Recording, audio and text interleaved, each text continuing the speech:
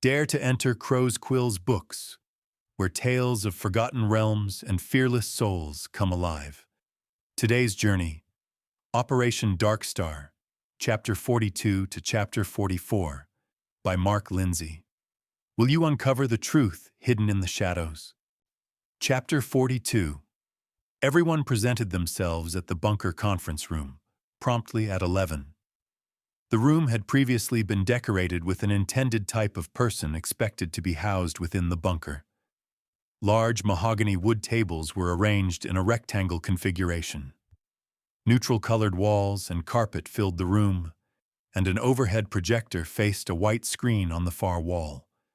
Usually briefs and debriefs were an informal occasion. However, the events of the last 24 hours had changed everything. The stakes with which they were now playing with trumped all previous such cases.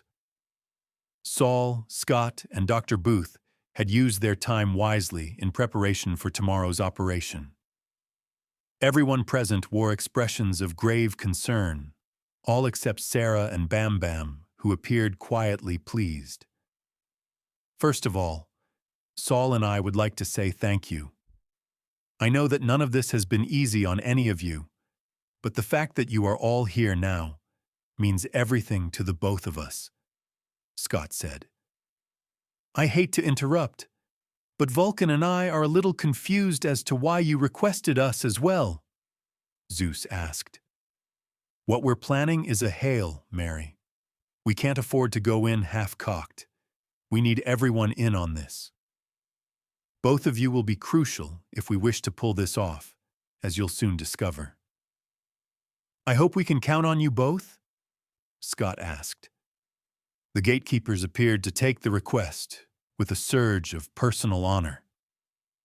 I think I speak for the both of us when I say, there's nothing on this earth that's going to stop us from coming, Vulcan replied. Jared slapped the big man on the shoulder with an uncharacteristic smile. Now that we have that out of the way, let's get down to business, Scott said. The briefing lasted an hour, after which they all sat in contemplative silence. The severity of their impending operation, heavy on their minds. Bam Bam looked around at the group, his expression conflicted. He got to his feet and cleared his throat. I kind of have an announcement to make, and I'm not sure if this is the time, but at this point, I don't really know if there will ever be a right time again, Bam Bam said, uncharacteristically nervous. What are you blabbering about? Just spit it out, Tarnay grunted. Okay, I just proposed to Molly, and she said yes, Bam Bam announced. There was a roar of approval from the group, and in that one instant they had all forgotten everything outside the walls of the bunker, or the impending mission, just genuine happiness for their friend. Saul slipped away, as the others shook the biker's hand, patted him on the back, and ruffled his hair. Well, Saul interrupted, one hand behind his back. I was saving this for when we returned, but... His voice trailed off. The group fell silent. Saul produced a bottle in his hidden hand. Suntory Hakushu, 25-year-old whiskey. Back in the day, it was selling for about $7,000 a pop. Well out of the price range for a lowly detective, Saul mused. Even a dirty cop, Bam Bam grinned, and everyone broke into laughter. Cooper, could you grab that tray of glasses behind you? Saul asked. The big man nodded and brought them over. Saul uncorked the bottle and took a deep sniff, his eyes indicating the pleasure he received. Peaty with hints of walnut and mint. Saul began pouring as each member took a glass. Only Paige declined. At the risk of angering Axe, I must insist you join this special toast, Saul added. Paige nodded and delicately joined the others. Saul's face became deadly serious. I will take on this honor, bestowed now to me by Apache. I mean Jordan's passing. Saul paused, his voice cracking silently. I had found this bottle 5 years ago in one of our raids. It was the night we lost Frank Wilder, Saul said. A quiet murmur swept through the group in remembrance of a fallen comrade. I knew what I had found immediately and decided that I would crack in one day when the time was right, Saul said. That being now, Vulcan replied with a wistful smile. So it would seem. But I was a fool not to sample it that night. You see, since this nightmare began, every day that we're not dead is a bloody gift. Every day spent in the company of friends and family is a day we might not have tomorrow. If Jordan were here, he would be wishing his best friend and partner a long and prosperous life. I know that he would wish that for all of us. I'm sorry if I'm getting a little maudlin. Before all of this, I took everything for granted, but not anymore. So, in conclusion, I would like to wish Bruce and Molly a lifetime of love, as well as everyone in our little community. To us, Saul said, raising his glass. To us, everyone said aloud, and downed their glasses. Damn, that was smooth, Saul breathed. Everyone, go and get some shut-eye. I'll see you all bright and early in the prep room, Scott said. Axe, Paige and Sarah, could you stay behind, please? Saul asked. What's going on? Paige asked curiously. I'm glad you asked, young lady, Scott replied sternly. I've been thinking hard on this, and I've talked it over with Saul and Axe, who agree with me, and we've decided that you're not coming, Scott said flatly. No fucking way, Paige growled, turning her gaze towards Axe defiantly. You have no right to do this, she added. Actually, I think we do. We've all been here, watching you become the amazing, smart, and fierce woman you are now, Saul said. But I'm not good enough to come now. This is such bullshit, Paige said, her anger growing. Of course you are. But what we're planning, we all know that it's a one-way ticket, Scott said. And I'm willing to accept that, Paige said determinedly. Well, we're not. If we die, the bunker will need a leader, someone with a lot of years still left to live. We didn't realize it at the time, but we've been grooming you for that role. You need to stay here, Scott said. He's right, you know that too, Sarah added. Paige looked from one face to the next, incredulous at what she was hearing. No, you can't. I refuse, Paige said, her eyes beginning to tear up. We can, and we will, Saul said. But I am my own person. Nobody can tell me that I can't, Paige said, her voice wavering. Axe placed a gentle hand on her shoulder, only for the teenage girl to slap it away and look up into the big man's eyes.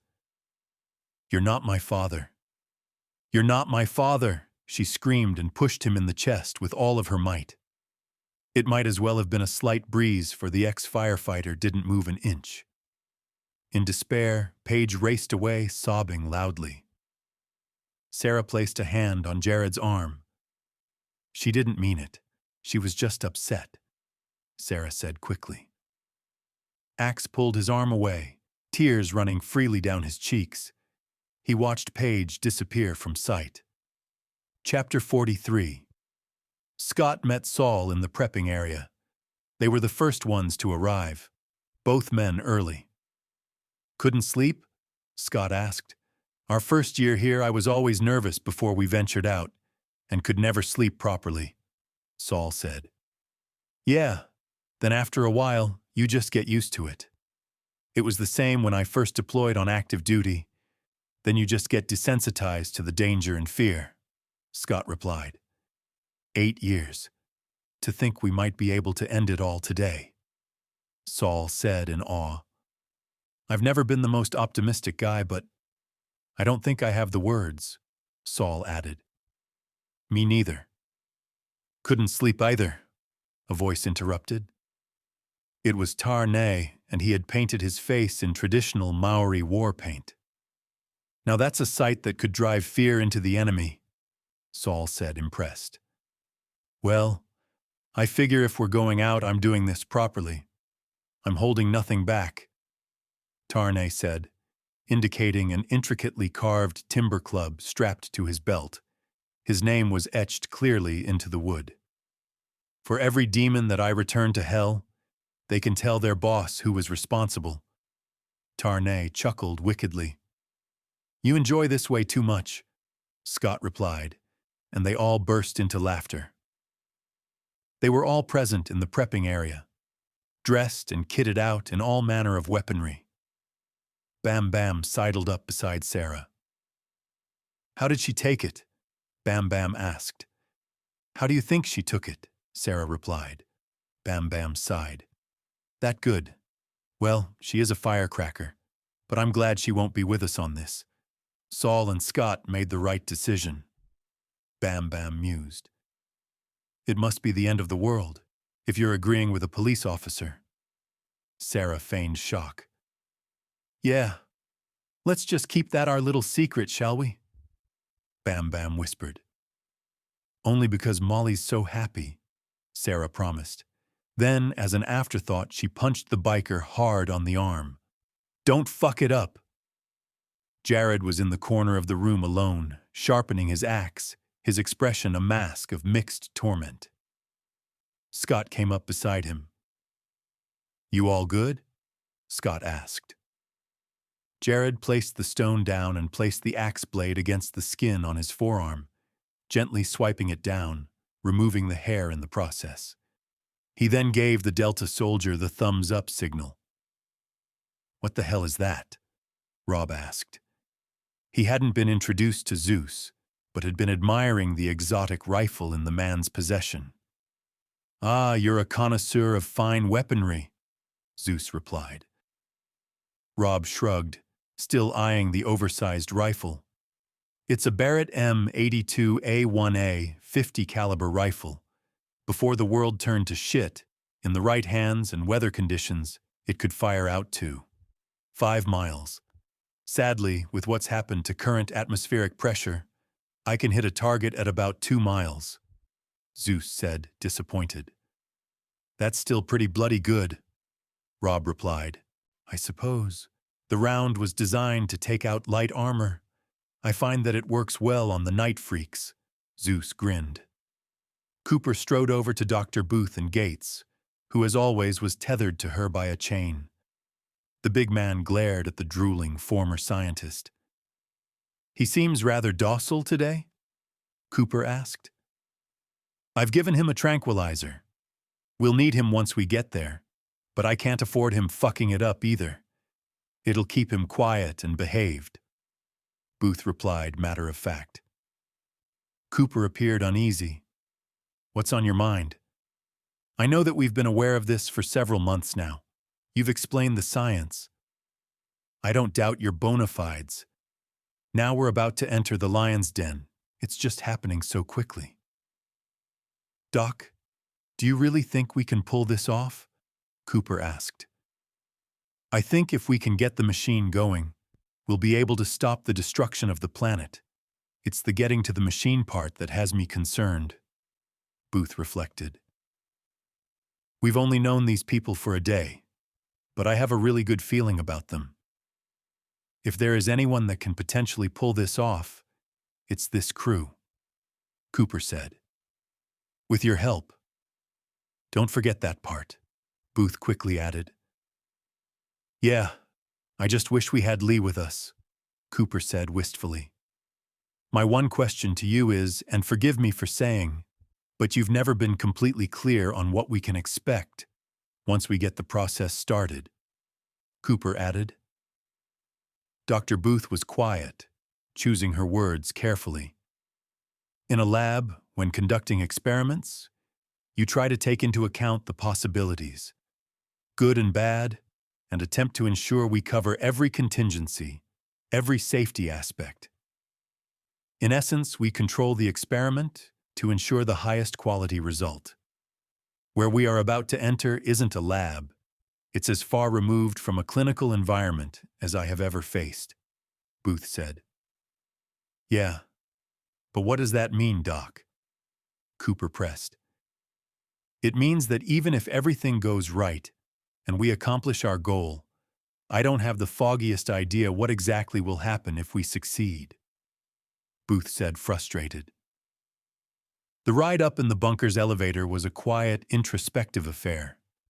Scott noticed that one of their team appeared especially worried. Vulcan. "Are you all right, brother?" Scott asked. The big, heavy-set man shrugged. "We've got your back, just like you have ours," Tarnay interjected. "It's not that it's just," Vulcan's voice trailed off. "What? What is it?"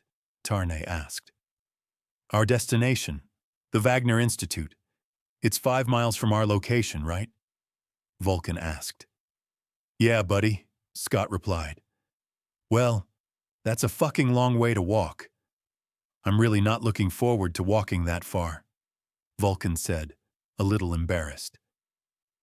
The group let out a collective chuckle in spite of the tenseness of the situation. Axe clapped the man on the shoulder. "It's just that I'm breaking in a new pair of boots and I'm going to get blisters." "I'm just saying." His voice trailed off to more laughter.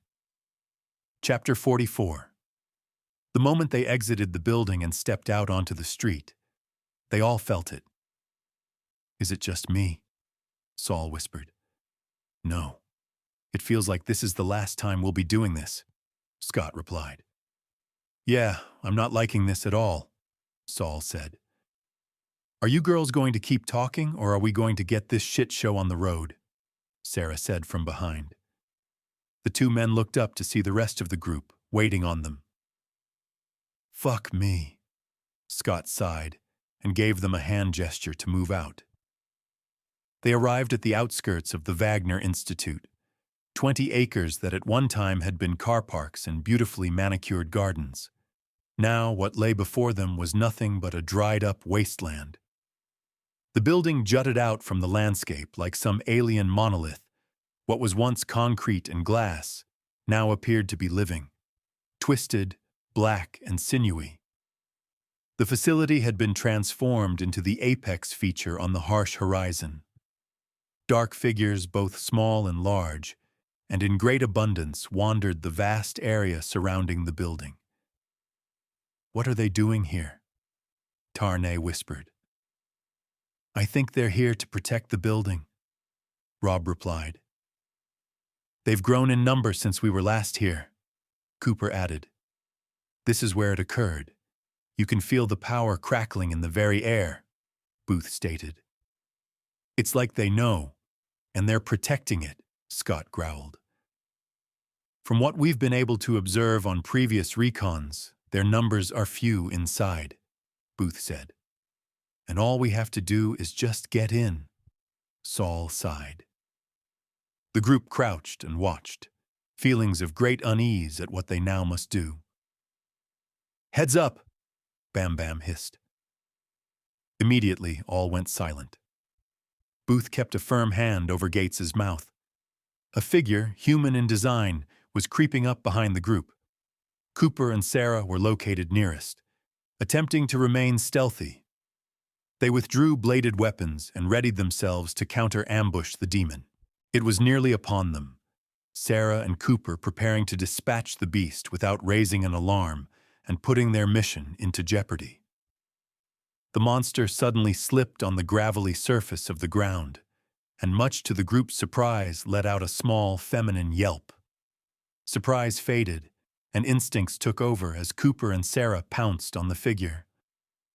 Knives raised, they pinned the smaller figure.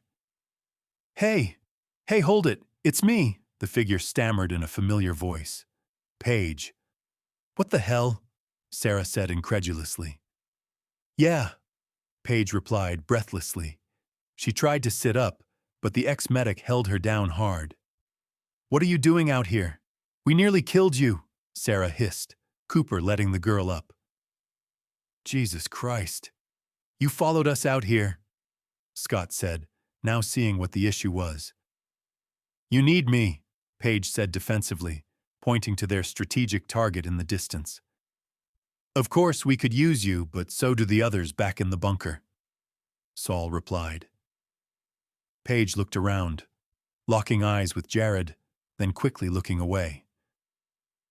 Do you realize how lucky you were alone?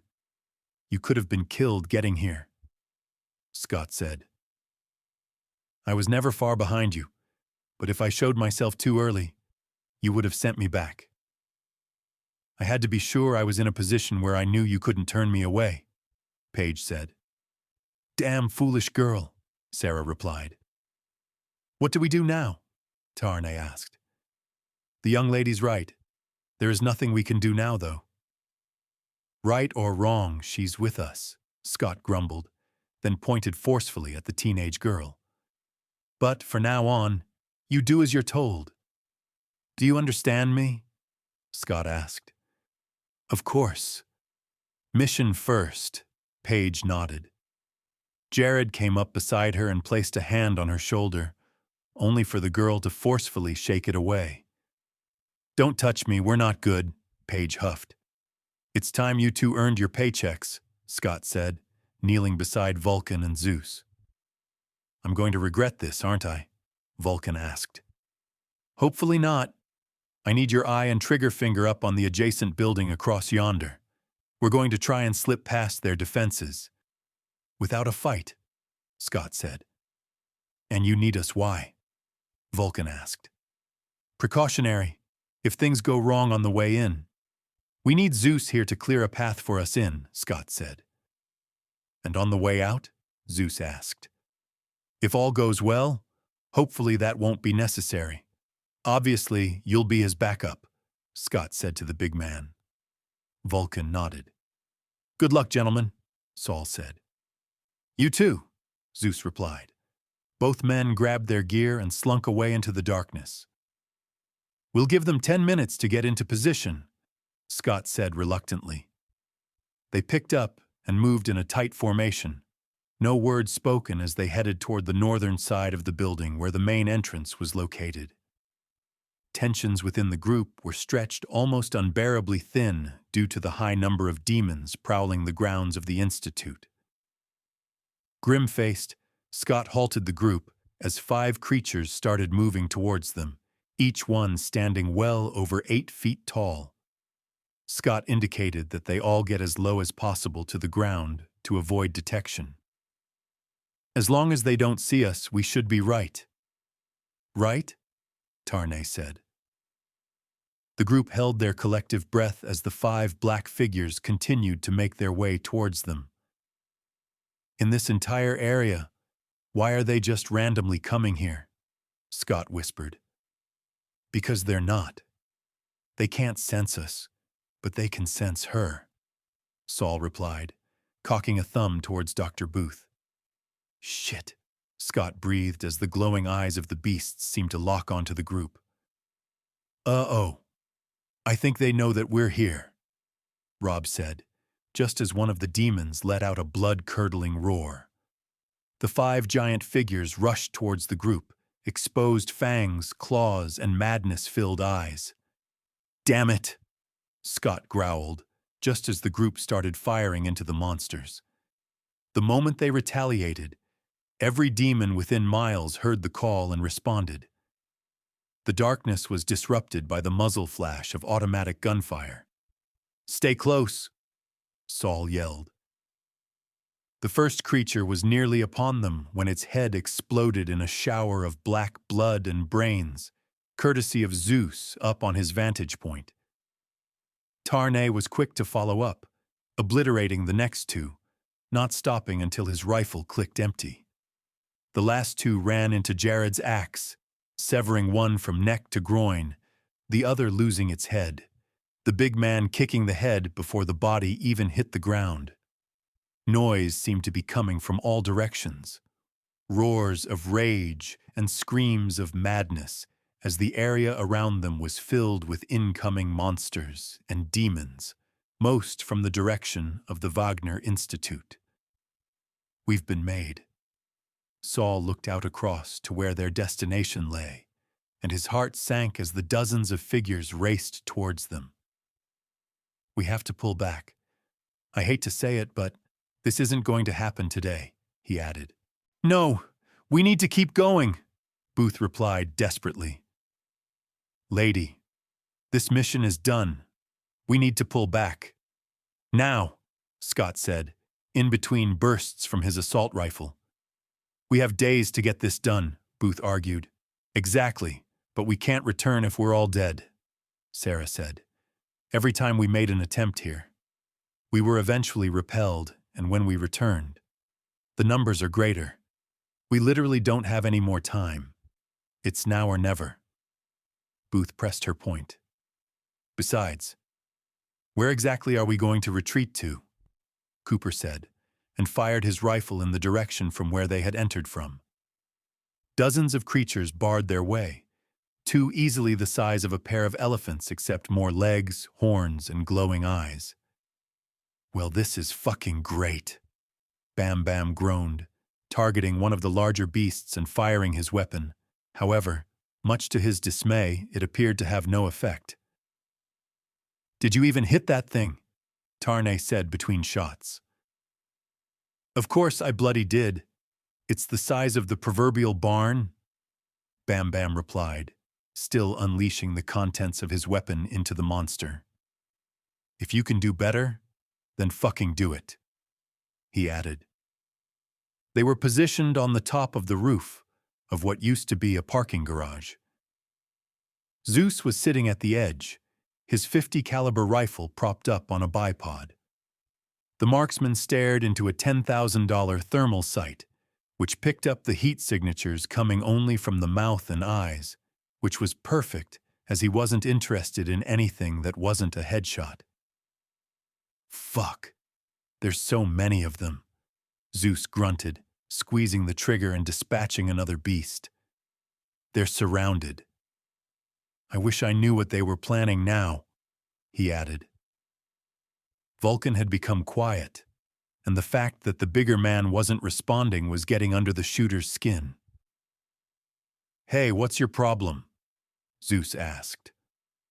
Vulcan was looking straight down from the roof, something catching his eye. Ignoring his partner, he quickly jogged to the other side of the roof and again looked down. I'm sorry, brother. Didn't mean to diss, but we got company, Vulcan called out as he came running back over. Give me the bad news, Zeus asked, not taking his eye away from his rifle scope, continuing to fire and provide a long-range answer to the problem the rest of the group was facing on the ground. We got shitheads entering the building. They will be here in the next minute, Vulcan replied. You mean you have shitheads coming? I'm gonna keep providing fire support, Zeus grunted. Seriously? Vulcan asked. Buddy, from what I can see, they know they're surrounded, but they're not pulling back. They're pushing forward, Zeus said. Vulcan pondered this. They know they're not coming back from this, Vulcan whispered to himself. Yep. They think they can still pull this off, Vulcan said. Yep. Then we can do no less as well, Vulcan said, a steely tone entering his voice. Yep, Zeus said between shots. Strapped to his back was a large sledgehammer, its handle and head altered into a mean-looking weapon of destruction. Hey, brother. It's been a pleasure, Vulcan said, leaning over his friend. The pair shook hands. Until the end. Zeus gave him a lopsided grin before continuing his shooting. Vulcan stood facing the ramp, the hammer held tightly in both hands. He didn't need to wait long, as the first dark figures slowly appeared into view. Righto, uglies. Come and feel the pain, Vulcan whispered. Gates was howling wildly, Dr. Booth yanking his chain as the group slowly made their way forward. We need to pick up the pace. At this rate, we'll run out of ammunition well before we reach the entrance, Scott said loudly. Do you have any good news? Sarah said, flipping the switch from full automatic to semi-automatic. Your hair looks great, Scott replied with a shrug. The ex-paramedic blew the fringe from her forehead. Liar, she replied with a grin. We all know Saul has the best hair here, Tarnay added. Focus, people, Saul grumbled. We've got movement on our right, Rob called out. I've got them, Paige replied, lining up two of the four approaching figures and dropped them with a short burst. As the other two charged the teenage girl, confidently she took aim again. The monsters less than 10 meters away, squeezing the trigger, the weapon clicking silent. Shit, she muttered as she started to clear the obstruction. Sliding in a new magazine, Paige released the working parts and was about to fire when the creatures launched themselves upon her.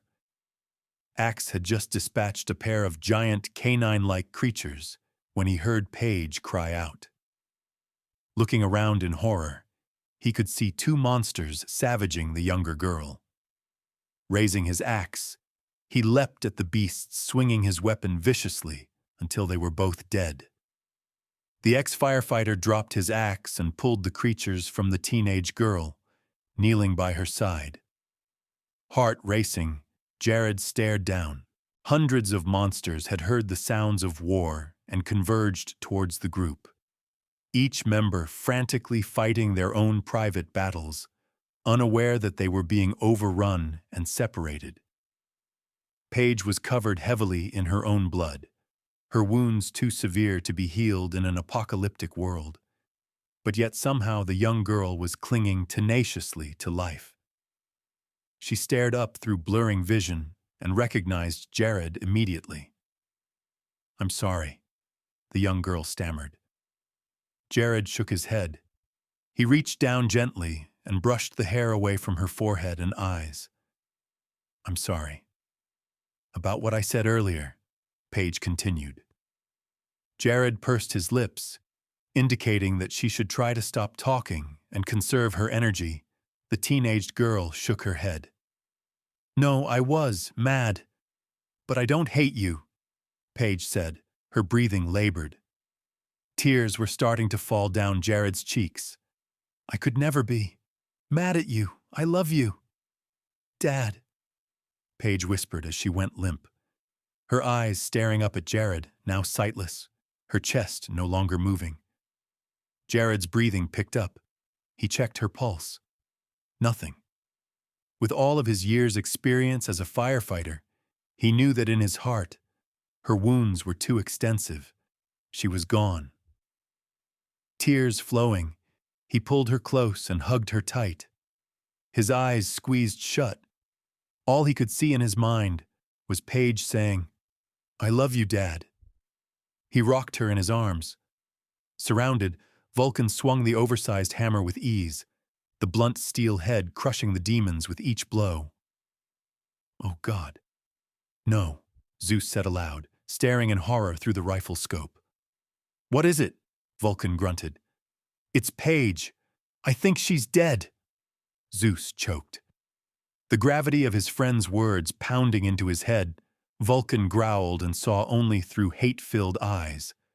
A dozen creatures started to advance on Jared, who was still holding the young girl in his arms.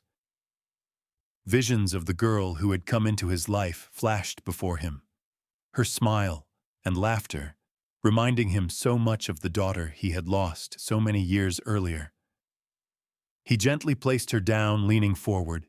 He kissed her head, his own eyes shut, the pain unbearable. The monsters were only a few meters away. They were ready for an easy meal. Sadness and rage had swelled up within the firefighter, almost to breaking point. They needed release. Jared's hand reached to his side and found his axe, just as he opened his eyes. Turning his face towards the sky, he let loose with a primal scream of rage and pain. The first time he had uttered a sound since the death of his family. What emerged was a deafening roar that drowned out all other noise. Every monster in their vicinity turned its attention towards him. Sarah was the first to realize what was happening, her head snapping in Jared's direction. She saw the prone figure of Paige and the ex-firefighter's reaction. "No," Sarah cried out. "What is it?" Saul demanded. "Paige.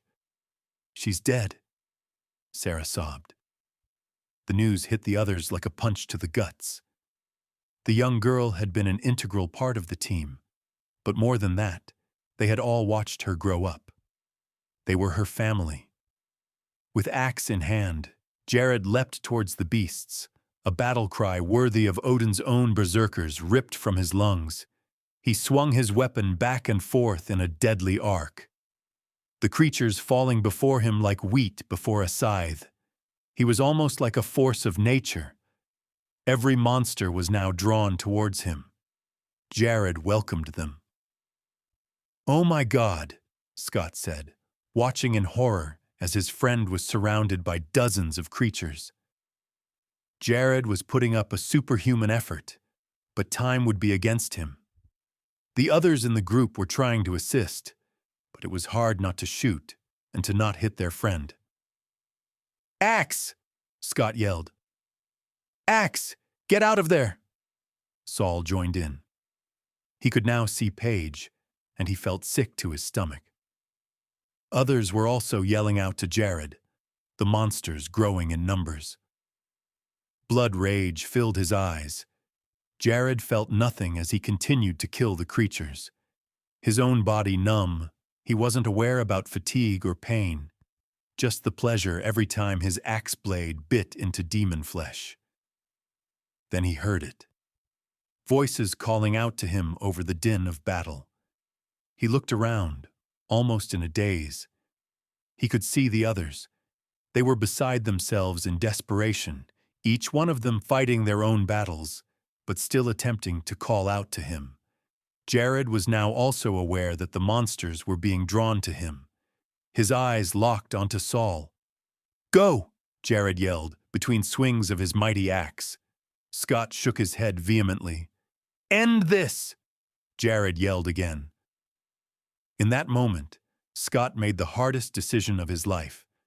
Both men knew and nodded, Axe the only one with a smile. "Get to the building," Scott ordered. "What?" Tarnay replied incredulously. He was firing into the giant crowd of creatures, growing with every second. "This is our one chance." "Don't let their sacrifice be for nothing," Scott said, pushing the Maori by the shoulder with one hand, the other firing point blank into a crawling monstrosity, destroying its head like an overripe melon. "This is bullshit," Tarnay replied angrily over his shoulder. "Don't I know it?" Scott said, leading the others away. Each member of the group was firing wildly, attempting to clear a path through the demon horde, casting back glances towards Jared as he continued to fight. Leading the charge were Cooper, Rob, and Tarnay, blasting their way through the barricade of monsters and demons, the main entrance to the building less than 200 meters away, when they heard another roar from Jared, who was still managing to hold his own against the overwhelming onslaught of creatures. The ex-Marine stopped dead in his tracks, the paramedic nearly colliding into him from behind. "What are you doing?" Sarah demanded, trying to push the Maori onward. He knocked her hand away. "I won't leave him to die alone," Tarnay spat. "We need to get to the Institute." "I don't like it either, but—" Sarah pushed. "I don't give a shit. I'm done running." Tarnay pushed her aside, dropped his assault rifle, and removed the carved timber club from his belt. "Die like a hammerhead shark!" Tarnay growled in his native tongue, and with his club raised in one hand, he dashed away. Sarah watched on in shock as Tarnay fought his way back towards Jared, swinging the war club skillfully, taking out foes with each swing. She felt a strong hand on her shoulder, spinning her around. It was Saul. "Move!" he yelled, then fired his rifle at more oncoming creatures. "But," Sarah stammered, looking in the direction of Tarnay, who was now fighting alongside Jared. They were standing upon a small rise made up from the bodies of fallen monsters, their ferocious resistance drawing more demons towards them. "One chance. They know what they're doing?" Saul replied aggressively, although his eyes were hurt and desperate. Sarah knew what the ex-detective was telling her was the truth. Having said that, she also knew she didn't have to like it.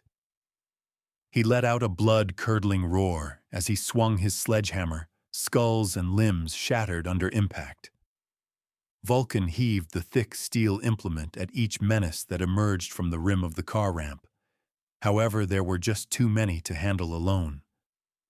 On the roof's edge, Zeus was engaging demons from a distance, attempting to give the others a fighting chance by cleaving a path through the nightmare creatures on the ground.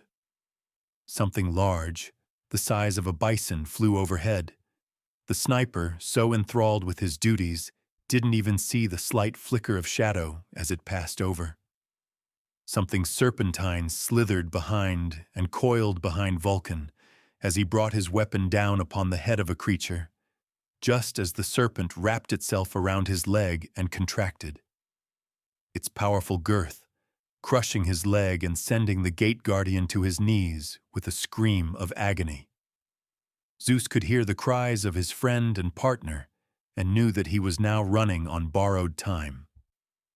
Gritting his teeth, he continued to fire the mighty rifle, expertly changing the magazine over and over, each squeeze of the trigger resulting in the death of another monster.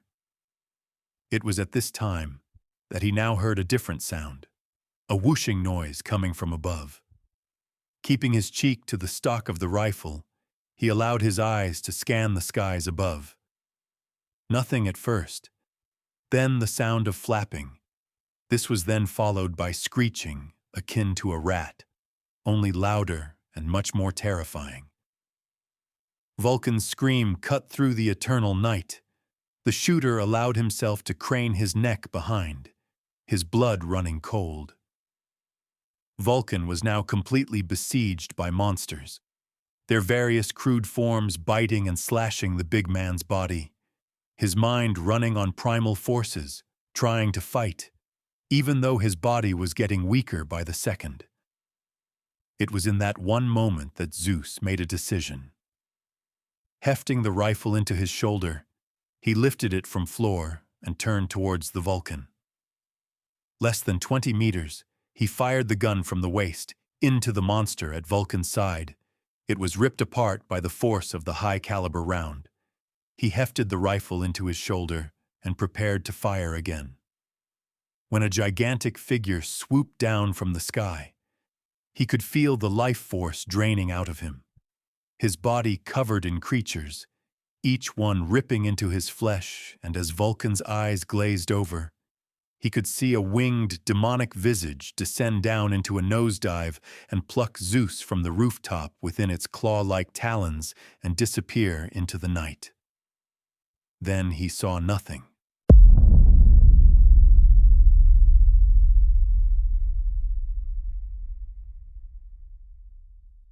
That seals today's tale in shadows. We hope Operation DarkStar has drawn you deeper into its enigma. Return soon to Crow's Quill's books, where the next chapter awaits, whispering secrets yet untold.